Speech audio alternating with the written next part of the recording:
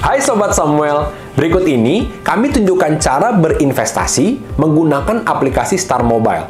Caranya sangat praktis dan tentunya mudah. Mari kita simak bersama-sama.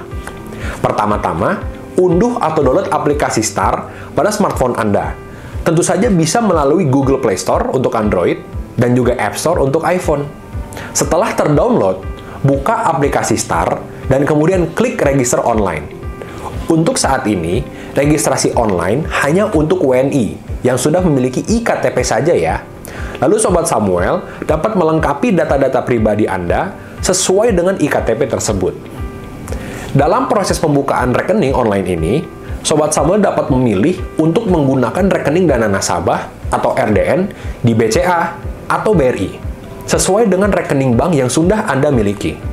Untuk pemilik rekening bank lain, Anda dapat membuka rekening Star Samuel Sekuritas melalui website atau offline. Untuk kode referral, Sobat Samuel bisa mengisinya dengan nama teman atau kerabat yang menyarankan aplikasi Star kepada Anda. Kalau tidak ada yang menyarankan atau merefer, kode tersebut dapat dikosongkan saja. Setelah mengisi data nomor telepon dan juga email, kode OTP akan otomatis dikirimkan ke email Anda, sehingga Anda perlu memasukkan kode OTP yang tertera pada email tersebut di aplikasi Star. Setelah melakukan verifikasi OTP tersebut, Sobat Samuel dapat melanjutkan mengisi data diri sesuai dengan iktp. Oh iya, Sobat Samuel yang belum memiliki NPWP masih tetap dapat membuka rekening Star dengan cara mengisinya di kolom NPWP dengan angka 0, yaitu sebanyak 15 kali. Selesai melengkapi data pribadi, pilih upload dokumen di menu bar bawah, kemudian upload foto iktp, foto Anda bersama iktp, dan juga foto tanda tangan Anda di atas kertas putih polos ya. Setelah semua data diinput, tunggu proses verifikasi data dan pengaktifan akun serta RDN dengan waktu tunggu maksimal 1 kali 24 jam ya selama hari kerja. Jika waktu tunggu tersebut terlewat, Sobat Samuel dapat mengecek email secara berkala karena kemungkinan ada kekurangan data atau ada kesalahan upload dokumen. Tentunya, tim Star Samuel Sekuritas akan menghubungi Anda terkait kekurangan data atau ada kesalahan proses melalui email atau telepon. Jika data sudah diverifikasi dan lengkap, registrasi akan diproses yang ditandai dengan adanya email pre-activation, berisikan client code dan juga password login. Dengan memasukkan keduanya di login akun, Anda sudah bisa melihat market info di aplikasi Star. Namun, untuk mulai melakukan trading, Sobat Samuel harus menunggu proses pembuatan RDN atau rekening dana nasabah. Setelah proses pembuatan RDN selesai, akan ada email masuk, dan Anda harus transfer ke nomor rekening yang sudah tertera di email ya Sobat semua, sebagai syarat pengaktifan rekening tersebut. Anda bisa transfer dengan jumlah berapapun, karena kami tidak membatasi jumlah minimal untuk pengaktifan rekeningnya. Setelah deposit berhasil, tunggu email selanjutnya ya, untuk mendapatkan PIN trading. Dan setelah mendapatkan PIN trading, maka Sobat Samuel bisa langsung mulai ikut trading di aplikasi Star. Bagaimana? Mudah dan cepat kan? Selamat mulai perjalanan investasi ya Sobat Samuel bersama Star. Jangan lupa ya untuk follow YouTube, Instagram, Clubhouse, dan Telegram kita untuk tidak ketinggalan berbagai update dari Samuel Sekuritas Indonesia. Salam cuan! Halo, selamat malam Sobat Samuel. Selamat datang di webinar Market Direction bersama Samuel Sekuritas Indonesia. Perkenalkan, saya Safitri dari Private and Individual Group sebagai host pada malam ini. Malam ini kita mendapatkan kesempatan untuk tanya jawab saham-saham pilihan sobat-sobat dengan Bapak Michael Alexander Santoso dari Equity Retail, lalu ada Bapak Andri Sukanto, Head of Private and Individual Group, dan juga Bapak Fikri Permana, Senior Ekonomis PT Samuel Sekuritas Indonesia. Sebelum kita mulai webinar acara ini, saya akan membacakan rundown-nya. Yaitu pertama dimulai dengan presentasi dari Bapak Fikri Permana, kemudian dilanjutkan dengan presentasi Bapak Michael, lalu presentasi ketiga oleh Bapak Andri Sukanto. Kemudian sesi terakhir yaitu sesi tanya jawab. Apabila Sobat Samuel punya pertanyaan, langsung saja chat di kolom Q&A. Ya, mari kita mulai acaranya. Untuk Bapak Fikri, silakan dimulai. Oke, terima kasih Mbak Safi. Saya coba tes, suaranya udah kedengeran Mbak? Bagus? Ya, sudah jelas, Pak. Oke, thank you. Saya share screen ya. Ya, baik. Selamat malam Sobat Samuel semua. Semoga selalu dalam keadaan sehat. Kali ini saya coba berbicara tentang economic outlook setidaknya dalam 15 menit ke depan untuk melihat kira-kira bagaimana market Indonesia secara makro atau secara helicopter view dan bagaimana hal yang harus kita antisipasi dan juga mungkin bisa kita manfaatkan juga di tahun 2022 ini.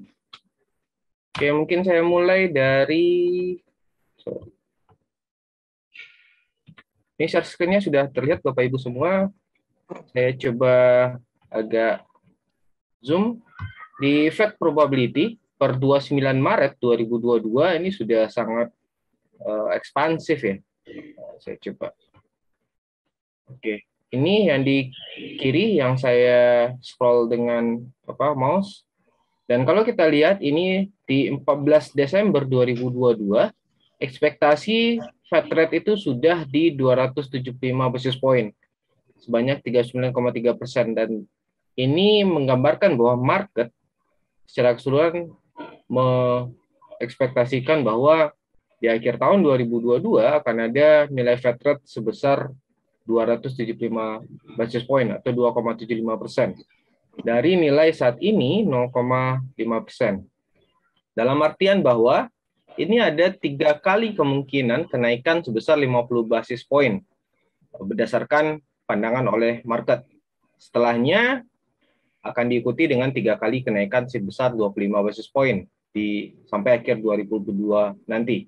Sedangkan untuk 2023 kemungkinan market melihat bahwa kenaikan Fed rate mungkin akan lebih terjaga dengan kenaikan hanya sebesar 50 basis point sampai akhir tahun. Sedangkan di sisi lain, di sebelah kanan ini, kalau kita lihat dari gubernurnya The Fed dan FOMC meetingnya The Fed memperlihatkan bahwa di tahun 2022 kemungkinan nilai Fed rate yang di tengah ini yang biru ini adalah mediannya itu berada di angka 1,75. Jadi sepertinya ada perbedaan antara pemangku kepentingan di Fed dengan market. Dan kita lihat ternyata pemangku kepentingan The Fed atau Dewan Gubernur The Fed di tahun 2021 agak sedikit salah dalam melihat bagaimana inflasi yang terjadi di US. Dan tentunya kalau kita lihat dengan inflasi yang 7,9% yang merupakan tertinggi dalam 40 tahun terakhir, tentunya ini yang harus ditaklukkan dalam tanda kutip oleh The Fed. Sehingga hal ini yang juga melihat bahwa yang membuat investor berekspektasi bahwa kemungkinan kenaikannya jauh akan lebih tinggi dibanding apa yang diperkirakan oleh Dewan Gubernur The Fed. Nah, yang menarik adalah walaupun ada peningkatan yang ekspansif baik dari sisi investor dan juga dari Dewan Gubernur, kalau kita lihat ternyata ada terminal Fed rate yang lebih rendah dibanding ekspektasi di tahun 2023 ataupun di 2024. Artinya, para pelaku pasar bahkan juga dari Dewan Gubernur The Fed melihat bahwa kenaikan Fed rate yang agresif ini hanya akan berlangsung sampai 2024 untuk selanjutnya turun di 2025 dan seterusnya. Ini sekali lagi karena Fed rate ini merupakan bentuk respon kebijakan moneter dari The Fed terhadap inflasi. Ini juga tergantung kepada tingkat inflasi akan seperti apa nantinya. Tapi secara keseluruhan ini telah membuat yield curve di US Treasury sekarang inverted. Inverted dalam artian ternyata tenor jangka pendek itu memiliki yield yang lebih tinggi dibanding jangka panjang. Dan yang agak menakutkan adalah untuk yield 30 tahun dengan 5 tahun jika terjadi inverted, untuk yield 10 tahun dengan 2 tahun jika terjadi inverted, dan untuk yield 10 tahun dikurangi dengan 3 bulan jika terjadi inverted, kebanyakan akan terjadi resesi 1 atau 2 tahun setelahnya. terlepas apakah Fed dot plotnya akan seperti apa. Jadi ada kekhawatiran yang cukup besar sebenarnya di pasar fixed income secara global pada saat ini dikarenakan Fed dot plot yang seperti ini, dikarenakan yields US Treasury yang juga inverted pada saat ini. Oke, kita lanjut ke slide kedua.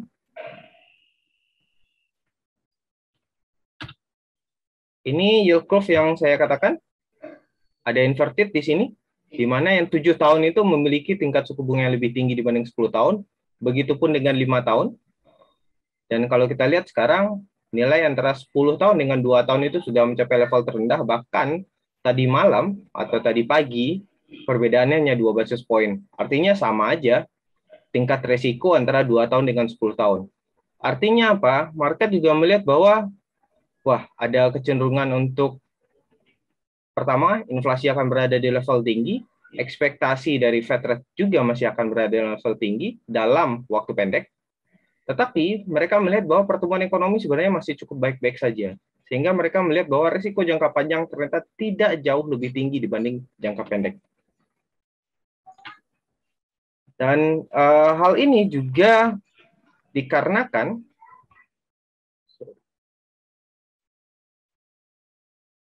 yield curve yang terjadi juga, mohon maaf ini ada typo, commodity price yang naiknya cukup signifikan.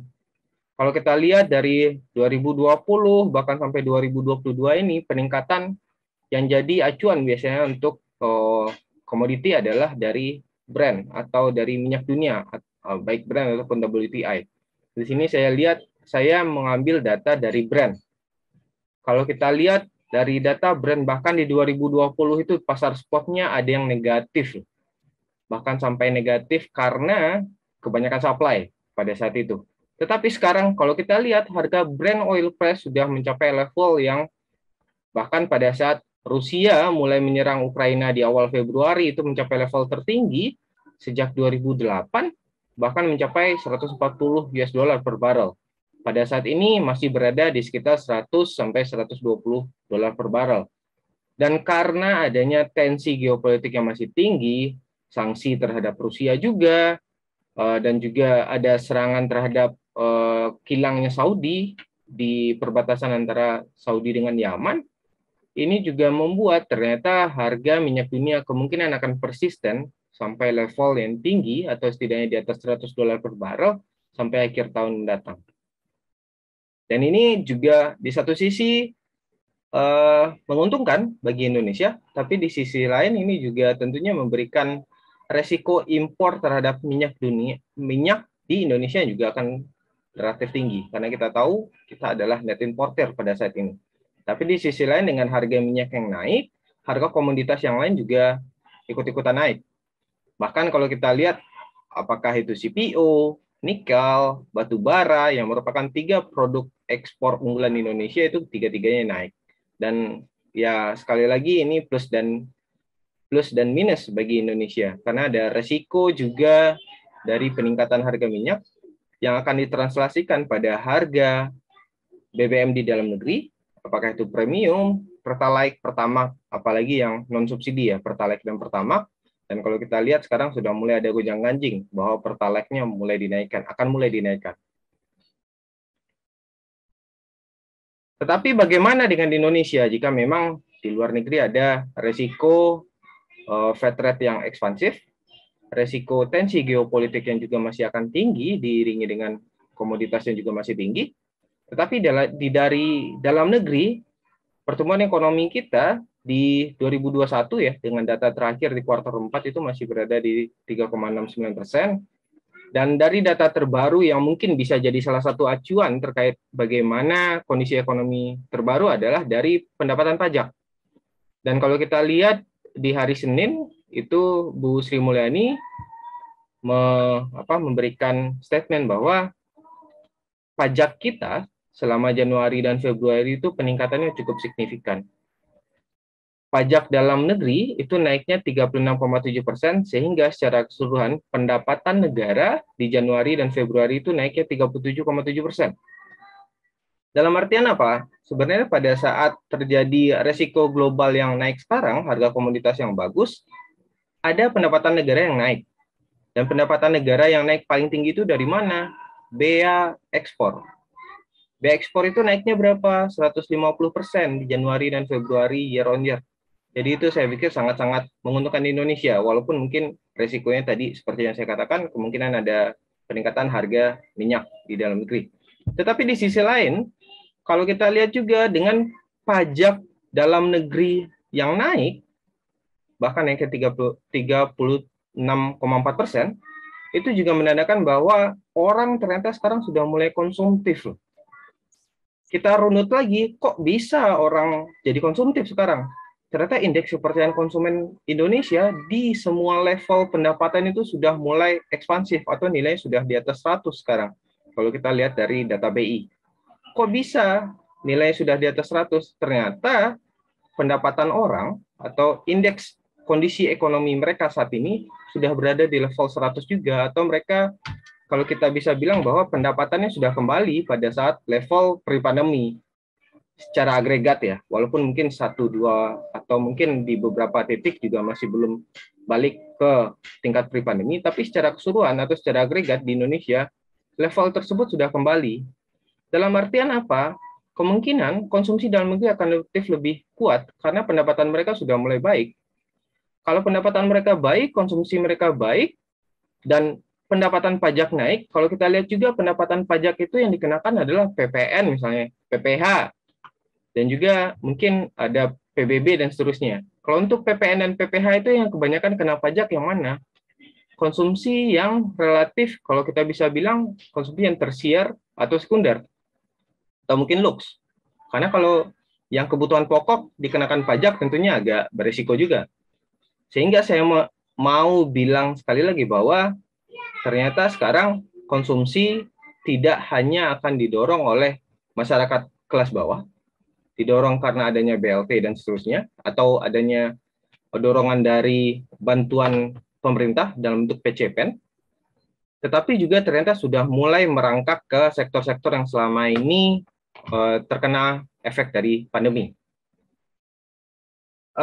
Apakah ini akan berdampak pada inflasi? Iya.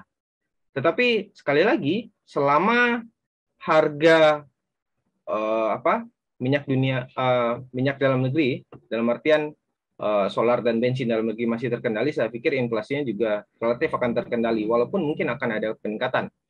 Kalau memang di bulan Februari ada inflasi 2,06, kalaupun terjadi peningkatan dengan tanpa adanya peningkatan dari harga bensin dan solar, saya pikir mungkin inflasi kita masih akan berada di angka 3% plus minus 1, atau berada di sekitar 3% sih anggapan saya dan ekspektasi kami. Tapi jika terjadi peningkatan bensin dan solar, nah ini mungkin akan jadi PR. Tetapi untungnya adalah pada saat ini pengeluaran pemerintah itu Januari Februari pada saat penerimaan negara naik 37%, pengeluaran negara itu turun 4,01%. Dan kalau kita lihat ternyata anggaran untuk penanggulangan ekonomi atau PCPEN itu turunnya masih sangat dalam, dan itu masih ada ruang sekitar 400 triliun yang akan digunakan untuk pemulihan ekonomi masyarakat. Dan saya pikir mungkin jika diperlukan itu juga bisa digunakan sebagai salah satu sumber untuk subsidi bensin dan solar nantinya. Untuk yield curve Indonesia ada ketakutan nggak sih? Saya pikir juga enggak ya. Walaupun kita ada flattening atau relatif mendatar, tapi tidak inverted seperti US Treasury. Dan yang lebih baiknya adalah pada saat ini kepemilikan tradable soon itu lebih banyak dimiliki oleh perbankan, karena likuiditas perbankan masih sangat baik. Kenapa likuiditas perbankan masih sangat baik? Ternyata selama pandemi orang lebih banyak nabung.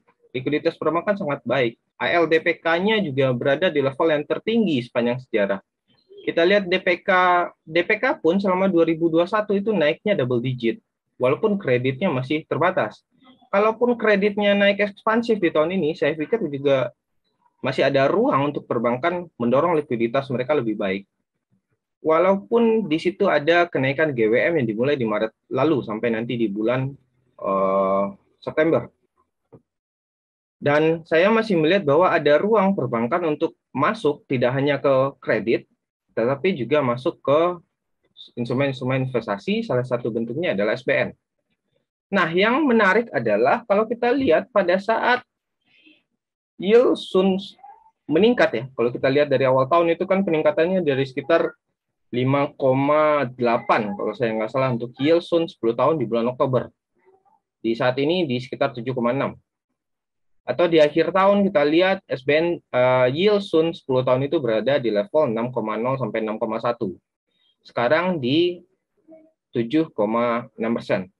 Tetapi kalau kita lihat ternyata ada Bank Indonesia yang main, kalau saya masih bisa bilang main game teori atau ada game teori atau main layangan lah bahasa gampangnya. Pada saat ada kepemilikan bank yang naik, Bank Indonesia malah melakukan penjualan SBN mereka. Sehingga saya berpikir bahwa jika memang Bank Indonesia itu ada lender of last resort, mereka menjaga likuiditas mereka untuk nantinya masuk pada saat jika memang diperlukan, pada saat yield dari Sun ataupun SBN kita agak anjlok nantinya. Jadi mereka masih ada ruang di sini. Setidaknya jika ini sama dengan kepemilikan mereka di awal tahun sebesar pengurangan sebesar 70,55 triliun atau sebesar 70,55 triliun yang bisa digunakan untuk melakukan pembelian SBN nanti di pasar sekunder ataupun di primer. Selain itu, kita harus ingat bahwa ada burden sharing Bank Indonesia dengan pemerintah. Jumlahnya itu sekitar 224 triliun. Jadi kalau kita tambahkan, secara keseluruhan Bank Indonesia itu masih punya peluru 294 triliun. Dan dengan catatan, net issuance dari SBN itu sekitar 800 triliun itu dengan asumsi bahwa defisit fiskal di 2022 ini sekitar 4,8%.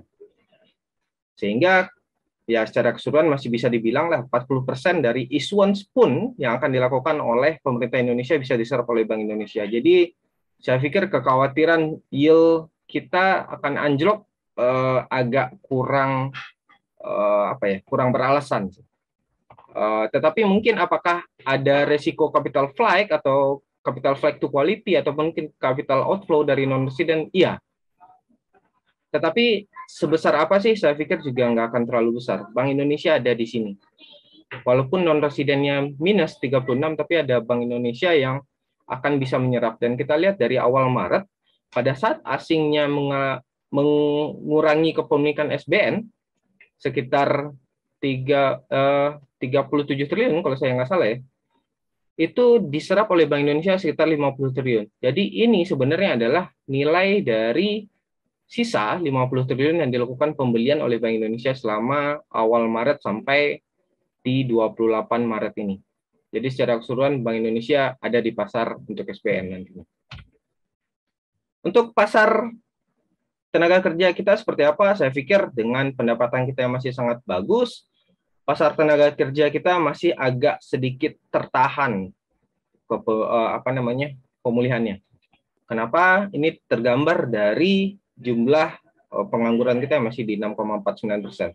Tapi sayangnya di Indonesia ini agak berbeda datanya, agak kurang real time. Data pengangguran kita hanya keluar di Februari dan Agustus, sedangkan untuk negara maju, let's say misalnya di Amerika Serikat ya, mereka punya data mingguan terkait apakah itu initial jobless claim ataupun mungkin data bulanan dari non-farm payrolls. Jadi kita bisa tahu bagaimana kondisi tenaga kerja terkini. Agak sedikit berbeda dengan Indonesia, tapi secara keseluruhan dengan nilai pengangguran yang 6,49 dari 7,07 di Agustus 2020, saya pikir juga tenaga kerja kita sudah cukup bagus, apalagi jika kembali melihat pada pendapatan pajak, di mana pendapatan pajak yang terbesar berdasarkan sektor di Indonesia itu berasal dari manufaktur dan juga dari pertambangan.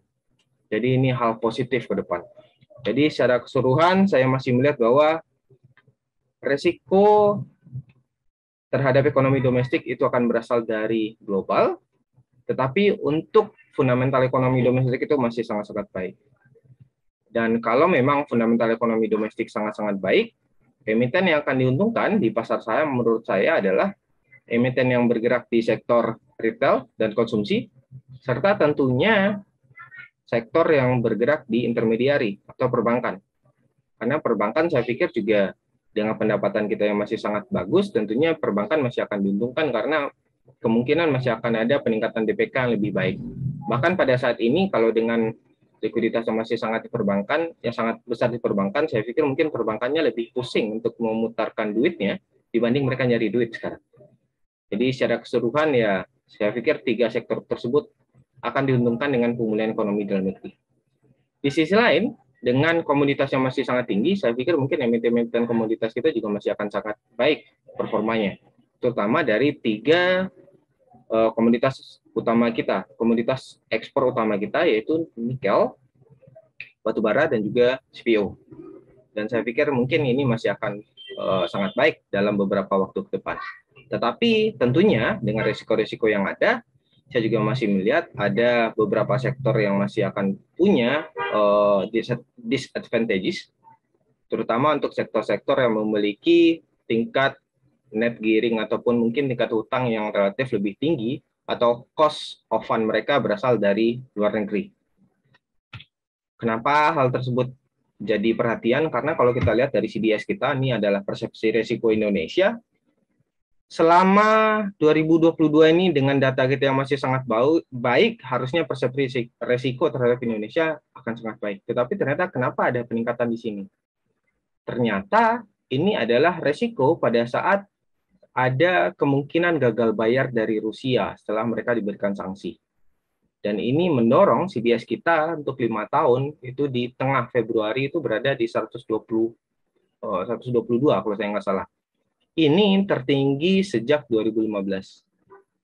Dan pada saat resiko ini hilang, apa yang terjadi? Kita lihat CDS kita turun tajam sejak tengah Februari 2022. Jadi secara keseluruhan ya saya melihat ekonomi domestik masih akan sangat baik, tetapi ya dengan pertimbangan resiko global yang masih sangat besar ya mungkin Bapak Ibu juga perlu berhati-hati untuk melihat bagaimana kondisi ekonomi global, tensi geopolitik, dan tentunya ekspansifnya Fed rate yang akan naik di tahun ini.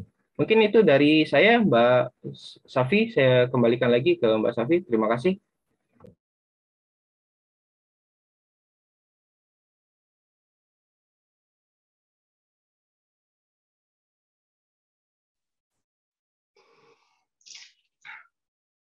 Ya, terima kasih presentasinya dari Bapak Fikri.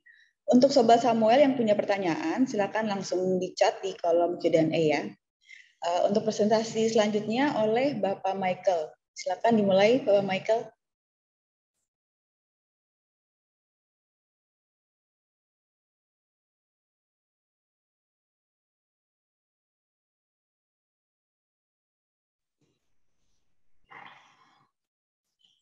Ya, oke. Terima kasih atas waktunya, Bu Safitri. Terima kasih presentasinya juga untuk Pak Fikri. Selamat malam, Sobat-Sobat Samuel. Selamat malam, Bapak Ibu semuanya. Selamat datang di acara webinar kali ini. Semoga dapat bermanfaat. Ya, perkenalkan, saya Michael Alexander Santoso dari Equity Retail Samuel Sekuritas Indonesia. Pada kesempatan kali ini saya akan mempresentasikan ya sejumlah saham seperti yang sudah ada dalam poster. Itu saya izin share screen sebentar.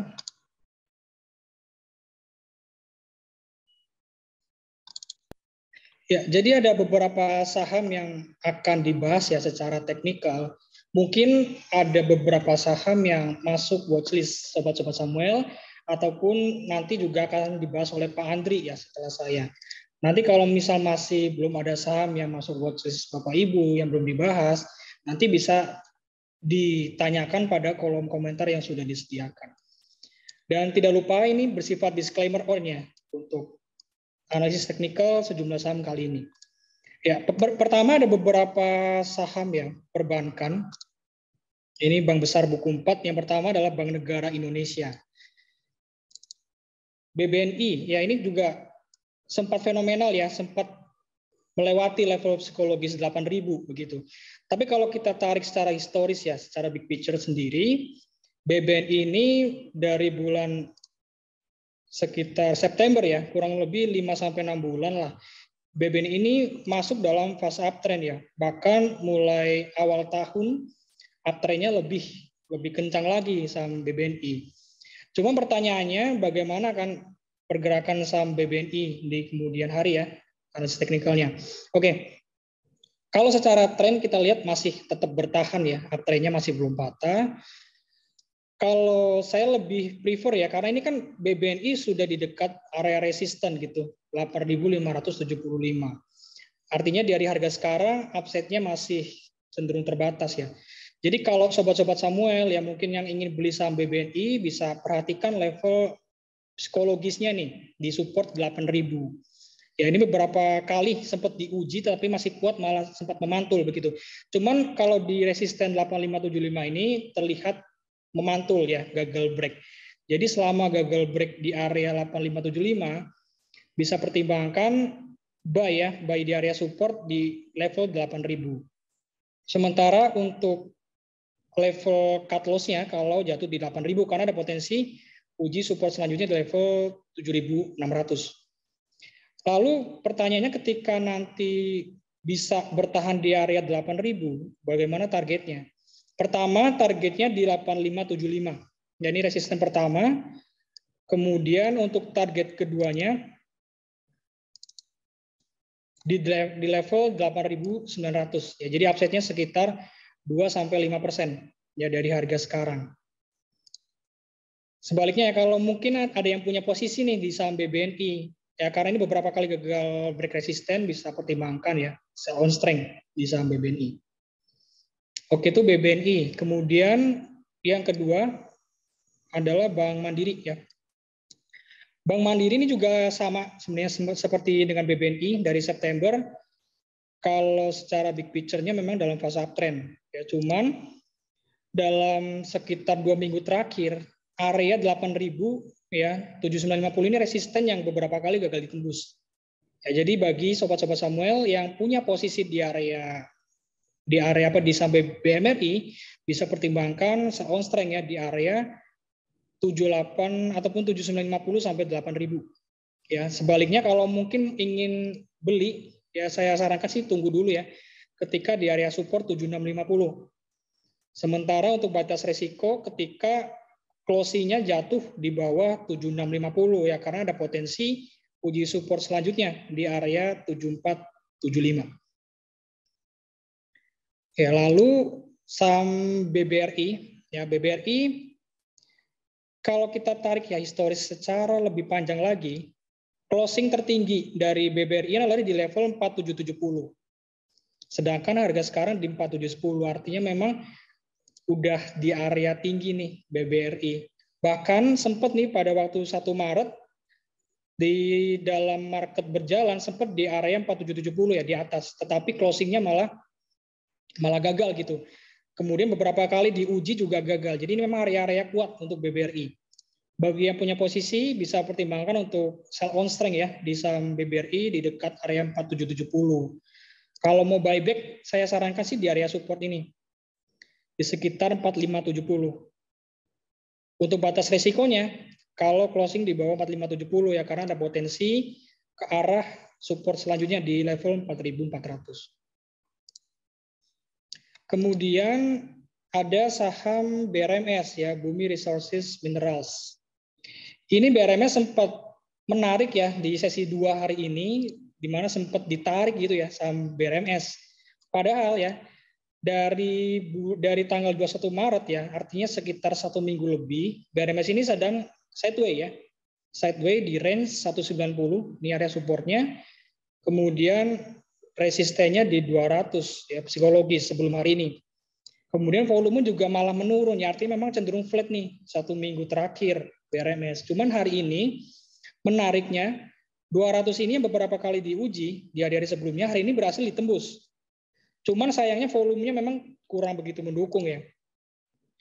Cuman kalau memang masih bisa bertahan di atas 200 ya level 200 ini, maka bisa pertimbangkan untuk bisa masuk dengan target pas di level 214 ya atau dengan upside 5,94%.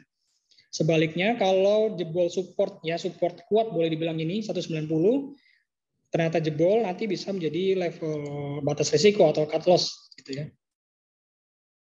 Kemudian saham komoditi lainnya adalah saham ADRO ya. Untuk ADRO ini pada closing hari ini di level 2680. yang mana ini tepat di area supportnya. Ya, jadi ini perlu jadi level kunci ya Sobat Samuel ke depannya bagaimana gitu. Kalau nanti ternyata closingnya di bawah 2680, maka waspada ya. Karena sinyalnya akan uji support selanjutnya di area 2450.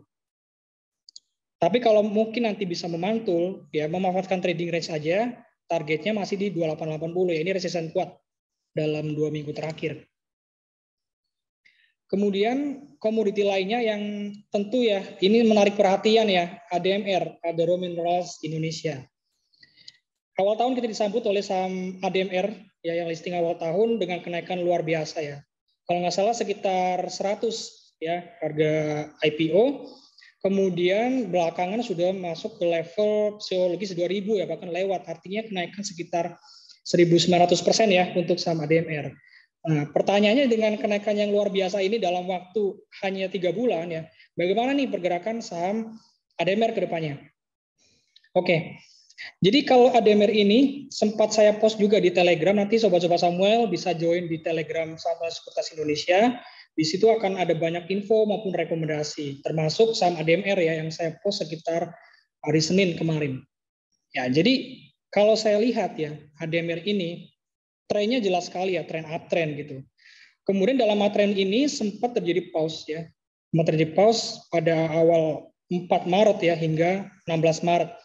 Ini membentuk pola ya, pola continuation ya, karena diawali oleh uptrend ada pola continuation namanya bullish pennant ya, di mana ini terkonfirmasi pada saat 16 April ya dengan ditembus dan volumenya juga di atas rata-rata 20 hari terakhir.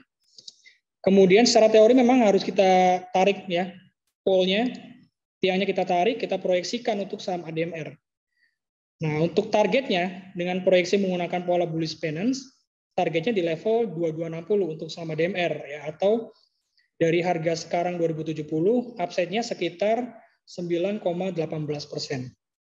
Sementara untuk area support-nya sebagai batasan ya risiko saya taruh di level 1950.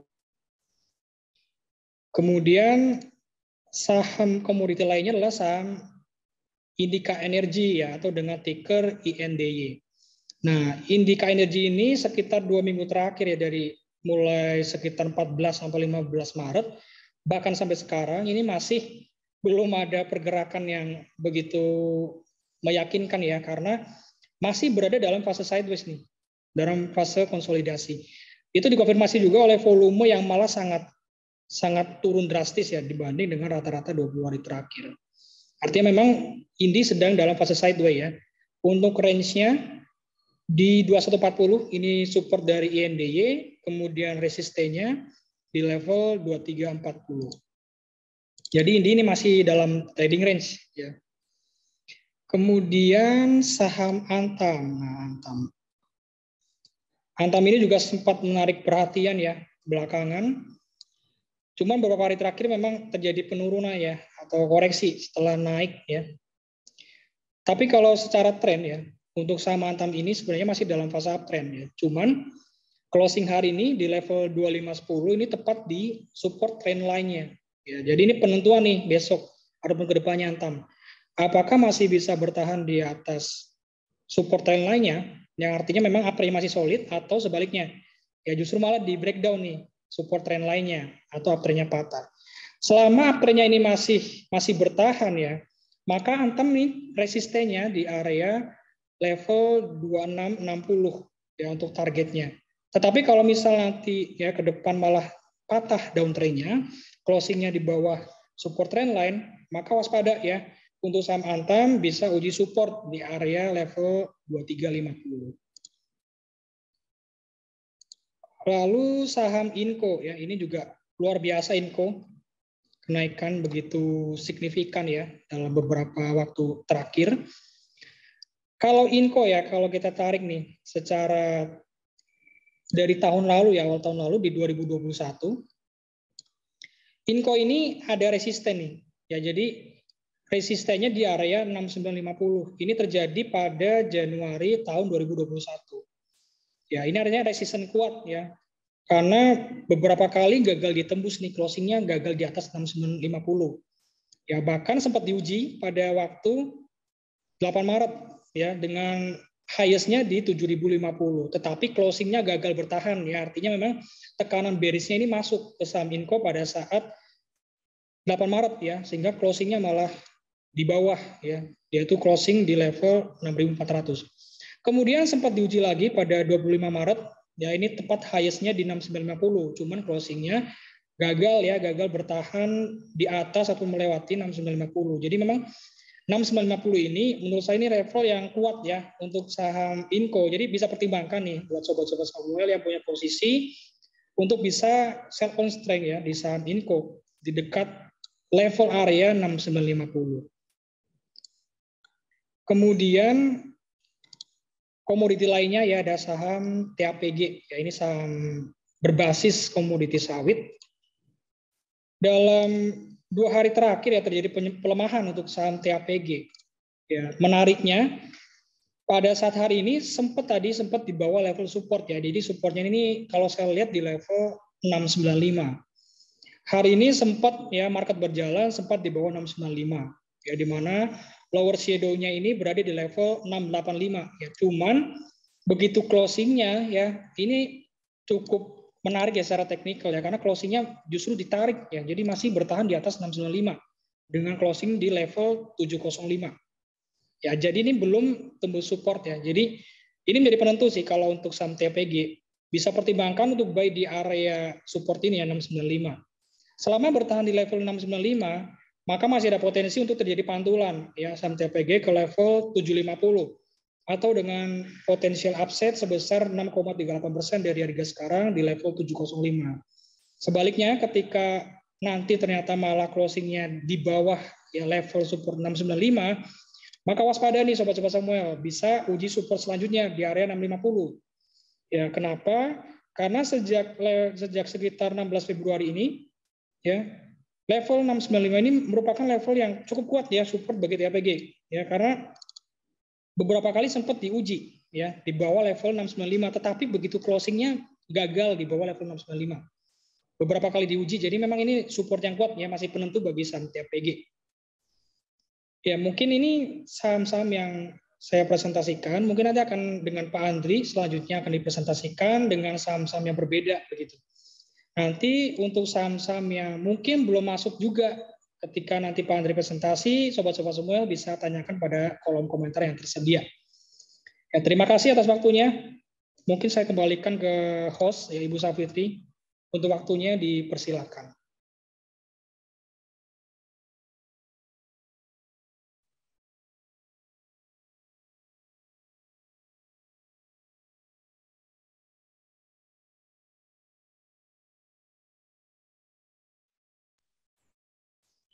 Terima kasih presentasinya dari Bapak Michael. Untuk selanjutnya presentasi dari Bapak Andri. Silakan Pak Andri. Oke, terima kasih Fitri. Selamat malam Sobat Samuel. Relax saja ya, kita akan sharing beberapa saham yang sudah kita siapkan. Tadi Mike, terima kasih. Mas Fikri juga penjelasannya cukup baik. Saya akan masuk ke penjelasan pertama, yaitu Astra International. Ya. Jadi kalau dilihat di sini channelingnya masih naik, tapi momentumnya turun ya. Jadi kenaikannya ini mungkin agak sedikit melemah, tapi masih ada target potensi kenaikan. Kalau saya lihat ke 6650 sampai 6950 target batas resistennya dengan support di bawah 6450. Jadi selama di atas 6450, Sobat Samuel bisa menetapkan risk-nya di sini nih, ya sekitar 6.500 atau 6.450. Jadi selama di atas itu masih ada potensi upside ke kisaran tadi 6.650 bahkan 6.750. Kalau bisa menembus level itu baru ke 6.925. Tapi kalau dilihat short term dan mediumnya ini masih up. Ada potensi pelemahan ya, dengan kenaikan harga, volume juga tidak terlalu signifikan. Di sini ada earning yang terlihat mungkin tanggal 21 April nih. Ya mendekati ini ya kita lihat gimana pergerakannya. Tapi ini range harganya yang boleh dicatat oleh Sobat Samuel. Oke, saya next ke UNTR, United Tractor ya. Nah, United Tractor ini terjadi pelemahan kalau bisa dilihat ada di sini kan topnya ya. Ini kita lihat di level 27.300 pas resistennya, kemudian dia turun dulu, kemudian mencoba untuk menembus kedua kalinya. Nah, ini ada uptrend line nih kalau kita perhatikan, ya kan, selama masih di atas trend line ini, jadi dia masih ada potensi bergerak di range antara 27.300 resistennya sampai supportnya di 25.575 ya. Sobat semua bisa perhatikan ya. Ini extreme point-nya, saya bisa gambar langsung untuk menunjukkan. Nah, ini adalah resistennya yang boleh diperhatikan juga, yaitu di level 27.675 atau sekitar 27.700. Jangka pendeknya ya. Kalau dilihat lebih panjang lagi, ya itu level yang cukup kuat. Juga kita juga boleh menggunakan ini sebagai resisten jangka panjangnya nih di 28, kisaran 28 kalau level 27.600 tadi ditembus. Ya, jadi so far masih uptrend, boleh diperhatikan. Nah, next selanjutnya ada ini grup SLC, grupnya Triputra ya, Pak Teddy Rahmat. Nah, ini perusahaannya secara fundamental bagus sekali karena mereka bergerak di lelang kendaraan bekas. Jadi kalau konsensus analis yang saya baca itu di kisaran 450 targetnya.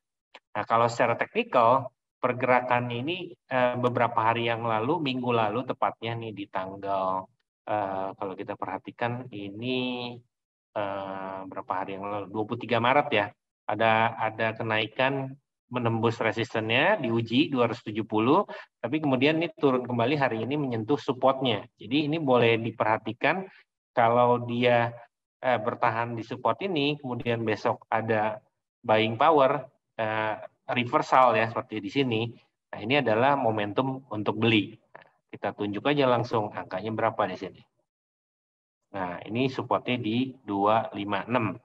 Nah, kalau saya melihatnya selama dia masih di 238, saham ini boleh dipertimbangkan untuk dibeli. Bahkan untuk investasi pun saya cukup confident ya, karena melihat buku dan fundamentalnya juga cukup baik, saham ini layak untuk dikoleksi.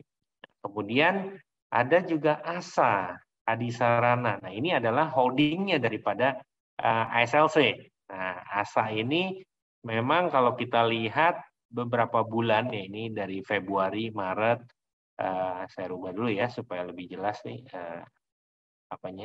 tampilannya, supaya teman-teman bisa melihat tanggal. Nah, ini di bawah adalah Februari, Maret, ya kan, kita lihat dari bulan Desember bahkan dia bergerak flat dulu, terus kemudian patah di sini downtrend line-nya, terus dia melanjutkan tren turunnya.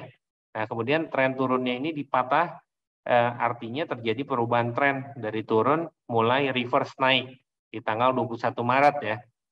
Nah, kemudian bergerak menuju 2.710. Ya, kalau saya lihat range pergerakannya ini antara 2.400 sampai 2.710. Nah, mendekati level 2.400 ini boleh dikonsider kalau dia tidak turun terus, ya kan, berarti ada potensi dia akan balik arah dan menuju 2.700 bahkan ke angka 3.000 sampai 3.150-an. Ya, walaupun ini kalau kita perhatikan sahamnya pernah naik cukup signifikan ya dari sebelum-sebelumnya, lihat kenaikannya bahkan dari di bawah level 400-an ya, naik sampai ke 4.000, luar biasa. Tapi memang grupnya Triputra ini kalau soal fundamental menurut saya cukup memuaskan lah. Oke, kita masuk ke saham film. Oke. Nah, saham film ini uptrend ya, trennya sangat strong. Beberapa hari ini ada sedikit retrace, jadi kalau kita perhatikan ini channelnya di break di kisaran 1080-an, terus kemudian berhasil mencapai level di 1.200 sampai 1.230-an kelas high-nya. Kemudian beberapa hari ini ada retrace, tapi volumenya sangat kecil. Jadi kalau penurunan dengan volume yang kecil harusnya tidak perlu dikhawatirkan. Nah ini ada supportnya di kisaran 1.080 sampai 1.050-an. Kalau saya hitung, ya ini level koreksi yang masih wajar. Target jangka panjangnya bahkan saham film ini kita prediksi bisa 1.500, bahkan tidak tidak menutup kemungkinan bisa mencapai level yang lebih tinggi di 2.000 atau 2.500 ya. Karena saya tahu betul ini perusahaan ini zero debt dan industri digital ini sangat menarik. Jadi kalau diperhatikan Netflix, kemudian WeTV, Tencent juga sudah masuk ke saham film ini. Ini saham yang spesial saya perhatikan hampir tiap hari ya, jadi teman-teman boleh consider untuk invest di saham film ini, melihat industrinya yang sangat seksi ya kan, terus kemudian fundamental dan kinerjanya juga sangat menarik. Nah selanjutnya ini yang nggak kalah hot nih, saham Buka. Oke, pasti teman-teman sedang memperhatikan siblingnya ya, atau yang akan IPO soon, GoTo ya. Nah ini Bukalapak juga di industri sejenis e-commerce. Beberapa hari yang lalu lock atau dari employee stock option-nya itu dibuka, tapi kelihatannya berimbasnya positif ya. Jadi karena harganya dari IPO 850 bahkan pernah menyentuh harga 1.300-an di awal-awal IPO, terus kemudian turun. Nah, kalau secara teknikal sebenarnya juga terbaca. Kalau dilihat saya menggunakan indikator di atas ini MACD ya. Kita melihatnya ini ada level divergence. Divergence itu ketika dia turun tapi momentum indikatornya naik nih. Ya kan? Jadi kalau dilihat berarti penurunannya ini semakin melemah. Nah, kalau diperhatikan ini kemarin saya gambar nih lingkarannya. Ini terjadi reversal nih. Ya, dia menembus resisten terdekatnya yaitu di 322 beberapa hari yang lalu. Kemudian diikuti dengan volume yang signifikan. Ini saya hapus dulu ya supaya teman-teman bisa melihat lebih jelas Fibonacci-nya. Nah ini ya kan kalau dilihat nih. Nah, ini nih. Ya kan? Nah, ya. Jadi ini swing-nya ya kan? Naik terus targetnya target terdekat 376 hari ini sudah dicapai. Next-nya adalah kisaran 388, terus tidak menutup kemungkinan di angka 400-an. Kalau saya melihat dari historinya juga kita bisa lihat ya IPO di 850, jadi angka segini sebenarnya masih murah. Dan kalau teman-teman Sobat Samuel perhatikan, volume transaksinya juga di sini meningkat signifikan. Nah, kalau kenaikan harga didukung dengan volume transaksi yang besar, artinya momentum kenaikannya masih kuat. Ya, ini bahkan hari ini sempat menjadi ranking 1 atau 2.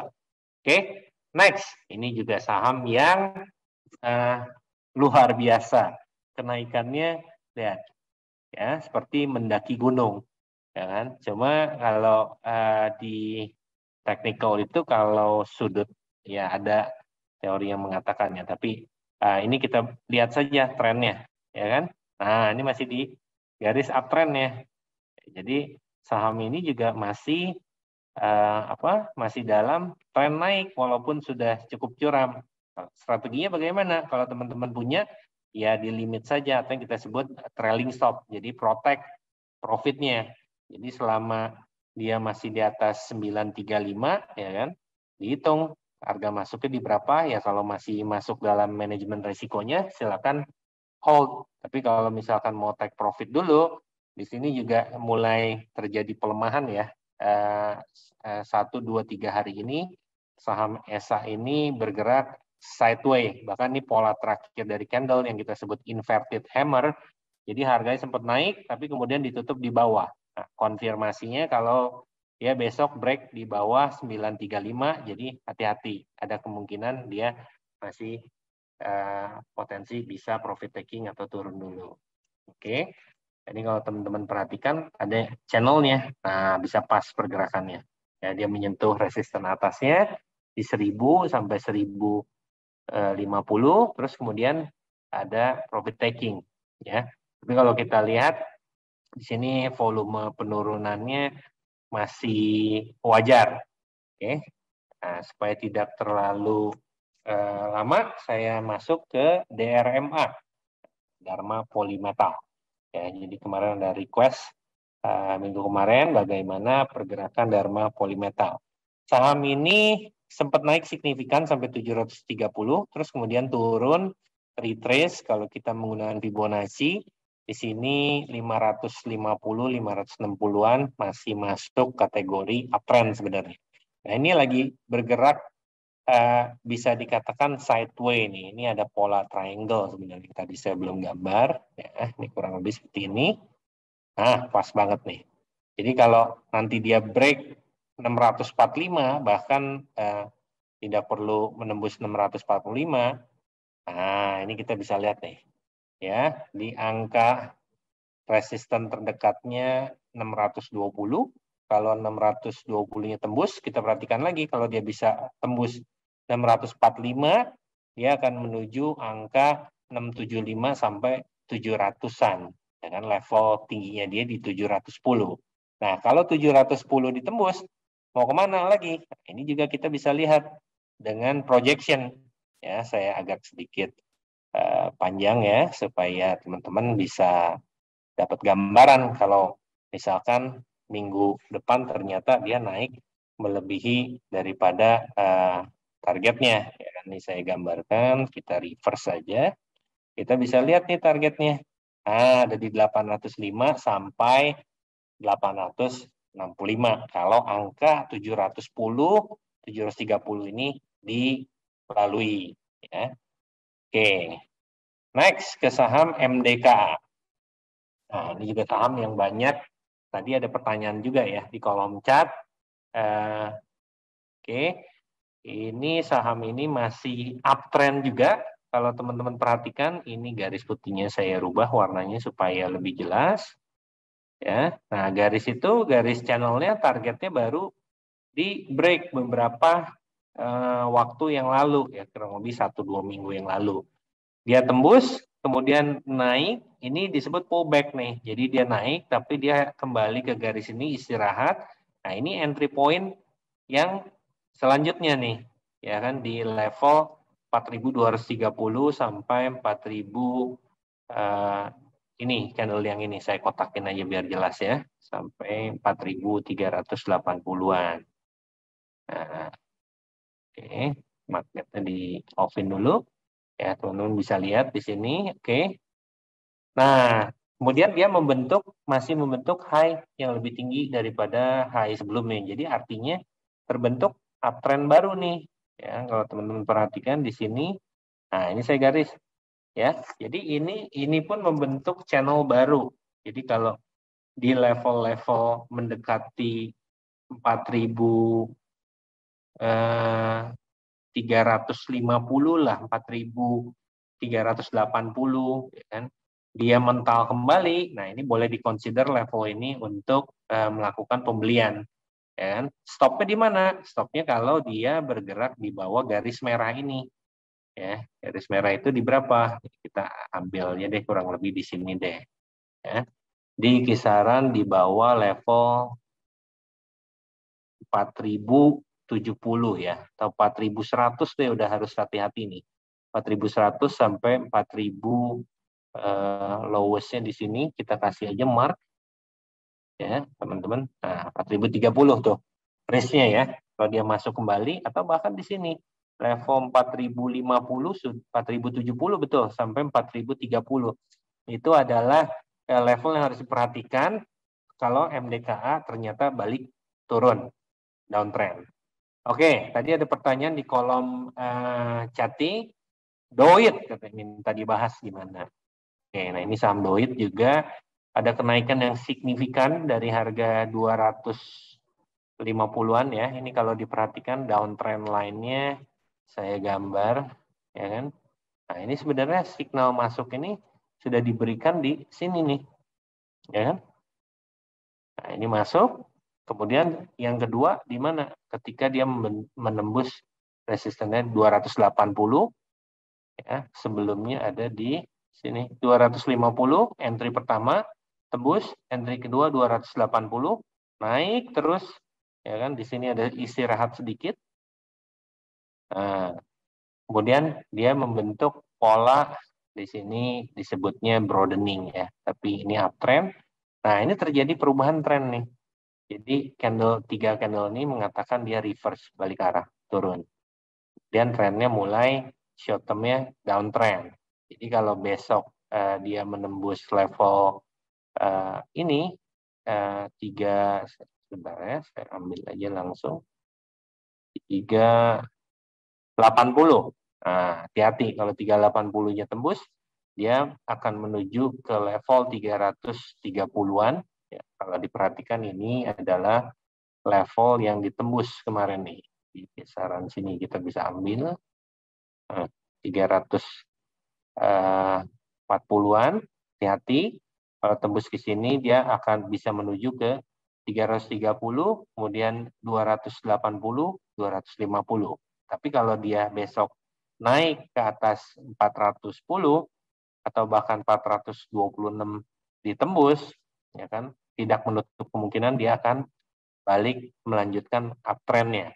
Ya, kita lihat reverse, target ke atasnya kemana. Nah, itu bisa ke angka 500, bahkan 520-an. Oke, tadi kalau nggak salah ada pertanyaan juga mengenai ITMG dan HMSP. Saya jawab aja sekalian. ITMG ini sudah membentuk lower low, jadi artinya ada pelemahan uptrend. Dia koreksi dulu di sini, ya kan? Peaknya ini membentuk lower low, ya kan? Kalau kita perhatikan ini lebih rendah daripada peak sebelumnya. Level support selanjutnya berarti ada di kisaran 28 ini ya. 2775, 28.2775. Nah, sementara ITMG ini selama belum di atas 29.500, jadi dia berpotensi untuk retrace atau koreksi dulu nih. Nah, inilah pergerakan ITMG. Proyeksinya seperti itu. Ada supportnya di kisaran sini. Ya. Kita langsung rubah warnanya. Ya, teman-teman bisa lihat dengan jelas. Warnanya ini. Nah, oke. Lalu kita lihat momentumnya gimana. Oke, ternyata ada momentum ya di sini lebih cenderung ke arah sideway. Nah, kita juga bisa menggunakan indikator ini sebagai alat bantu. Berarti range pergerakannya itu antara 27.500 sampai 2975. Ya, ini dihilangin dulu supaya tidak membingungkan. Kemudian level support selanjutnya di 2.500. Jadi ITMG masih cenderung sideway atau downtrend ke kisaran 27.500 sampai 27.500. Di level-level 25.500 ini boleh dikonsider kalau dia ternyata balik arah untuk melakukan pembelian sini. Sementara ini masih sideway potensinya antara 27.500 sampai 29.500. Kalau mau trading di antara range 2 ini. Oke. Kalau mau menunggu bisa juga di 2.500. Oke. HMSP terakhir ya sebelum saya lempar ke host untuk menjawab pertanyaan-pertanyaan di kolom chat. Nah, HMSP saya melihatnya ini masih flat sideway, range-nya antara 900 sampai 940. Ya, ada potensi bentuk short term triangle, descending triangle. Nah, kalau tembus 900 dia masih akan turun, tapi harganya harusnya sudah cukup murah, cuman karena momentumnya kemarin masih seputar cukai rokok ya. Tapi level-level ini saya perhatikan oke, ada divergence juga. Jadi level yang sudah cukup menarik sebenarnya kalau untuk harga. Tinggal teman-teman pasang aja risk-nya sesuai dengan risk management masing-masing. Oke, saya kembalikan ke Fitri waktunya juga 8:30. Cukup pas nih teman-teman, kalau ada banyak pertanyaan, monggo Mbak Fitri, saya kembalikan waktu dan tempatnya. Terima kasih presentasinya dari Pak Andri. Sekarang kita masuk ke acara Q&A ya. Masih ada waktu kah? Boleh mungkin. Ada bisa berapa pertanyaan, Pak? Iya, 5 pertanyaan boleh? 5 pertanyaan ya. Baik. Sebentar. Ini ada pertanyaan. Banyak tadi udah ya, saham Antam Inco, Doit BRMS ditanyakan oleh Pak Rian. Lalu pertanyaan tentang saham ITMG dari Cusio Tunas, dan juga Antam BNI, BBNI ya, dari Bapak Hendra. Ada pertanyaan dari Patricia Lamidin, ini bagaimana dengan saham Arto dan BBCA, Pak? Oke, tadi ITMG sudah dijawab ya. BBNI juga sudah di-cover sama Mike. Nanti teman-teman bisa melihat YouTube rekaman ini juga, tinggal search saja di YouTube Samuel Sekuritas. Instagram kita juga bisa diakses oleh teman-teman, banyak informasi yang teman-teman bisa dapatkan di Instagram kita. Mungkin nanti saya sebelumnya nanti saya sharing di share screen ya. Ini kalau teman-teman mau melihat Instagram kita Samuel Sekuritas, kita juga ada YouTube Samuel Sekuritas, Telegram Samuel Stock Updates. Teman-teman bisa join di sini untuk mendapatkan sharing rekomendasi ataupun news yang penting. Juga kita ada TikTok juga, please subscribe untuk di-follow. Tadi saham apa? Mungkin ya, saham Arto dan BBCA, Pak. Oke, bentar. Saya coba cover ya untuk Arto. Tadi Arto.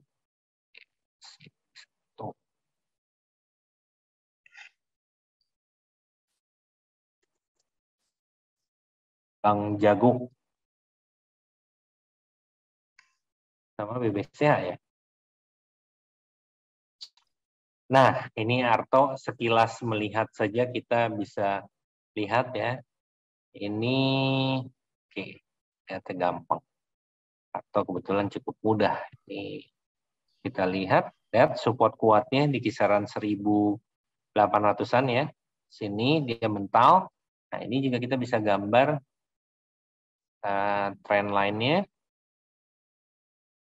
Sini aja kita ambil. Nah, kan pas di trend line ya. Kan kalau dipas-pasin kayaknya pas. Ya. Nah, ini saya ambil extreme point-nya aja. Dia berada di support. Ya, kalau teman-teman perhatikan, saya ambil di sini aja deh, konservatif. Ini sebenarnya ekstrimnya. Oke.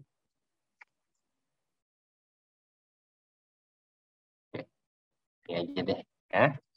Nah, ini ada volume yang cukup besar di daerah 15.000, 16.000-an ya. Nah, Arto, dia di daerah support, jadi ada potensi dia untuk naik ke kisaran resistennya di sini. 15.8 ya, range-nya. Support dia ada di, saya ambil yang ini aja ya supaya lebih oke. 13.750 sampai 15.8. Kalau dia berhasil naik lagi, kalau saya melihatnya dia masih akan ranging nih di atas 13.7 sampai 15.8. Jadi ada range 2000-an ya. Sebenarnya bisa diukur berapa persen sih kenaikannya, potensinya itu dengan di sini. Kalau kita lihat long shot, price range, nah ini price range. Ya, kita bisa ukur nih dari sini, ya potensi kenaikannya kalau ke sini berapa? Ya lumayan 13% ya. Kalau ke sini, kalau kita gambar lebih besar lagi, berarti kalau dari 13.7 ke sini, Nah, ini support lumayan kuat nih, 20%. Ya. Resikonya kalau mau pasang, sekarang kan harga closingnya hari ini di 14.450 ya. Jadi risk to reward rasionya ini sebenarnya cukup bagus. Ya, kalau kita perhatikan, kita bisa gunakan long misalkan di sini. Ya. Nah, ini kita bisa lihat tuh, hebatnya si TradingView ya. Resiko 4%, potensial upside-nya 10 sampai bahkan kalau kita ambil di sini konservatif aja 10 sampai 14% untuk Arto. Kemudian next apa, Mbak Fitri? Ya, lanjut lagi ya Mas.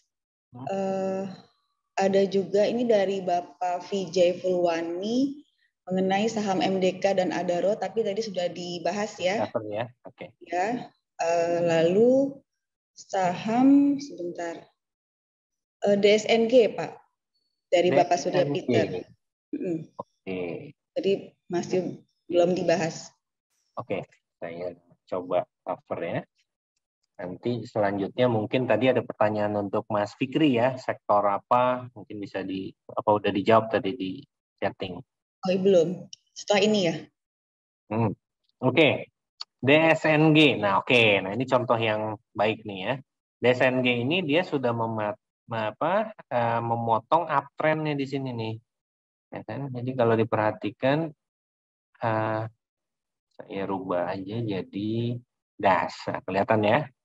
Nah, ini tren naiknya dipatahkan terus berarti dia berubah. Short term trend-nya dia membentuk seperti ini ya. Nah, dia kemudian lagi menguji nih, kalau dia tembus 640, kalau mau lebih toleransi lagi 625 di sini, dia masih bisa melanjutkan tren penurunannya. Kemana trennya? Nah, kita lihat aja. Oke, ada resisten yang ditembus di kisaran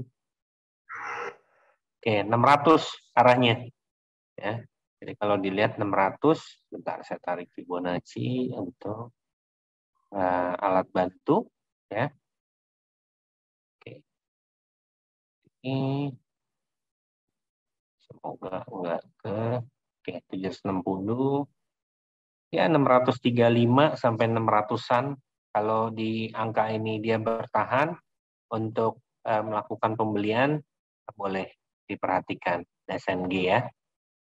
Di sektornya CPO. Nah, ini volume at price-nya juga di sebelah kanan ada banyak di kisaran 600 sampai 550, 560, 570-an ya. Jadi level-level ini boleh diperhatikan. Nah, ya. Kalau dilihat momentum penurunannya juga sudah ada pelemahan. Jadi kalau dia bisa tembus ke atas 700 ya, bahkan saya diskon dikit di kisaran sini juga udah 690 sampai 690 700-an baru dia berpotensi naik.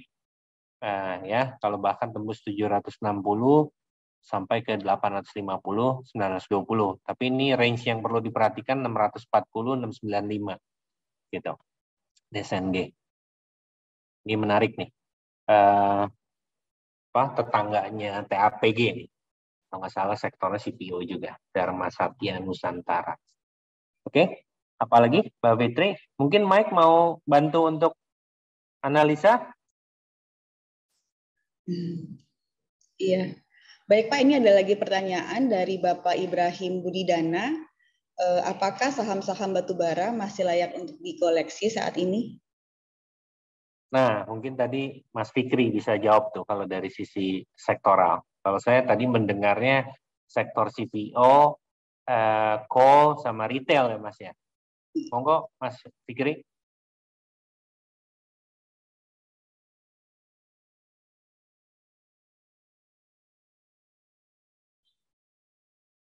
Silakan Pak Fikri.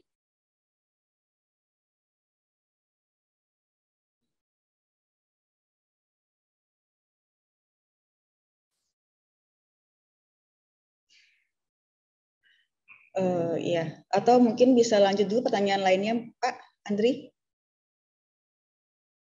Kita 1-2 pertanyaan lagi kali ya, karena Baik, ini ada pertanyaan dari Bapak Alvin Lisardi ya. Iya, mengenai rekomendasi beberapa saham untuk investasi jangka panjang 5-10 tahun yang harganya masih under 250, 500 atau 1000. Oke, under 250, 500 atau 1000, under 1000 ya. lah ya. Oke, Ya. tadi kalau dari yang kita sudah sharing ya,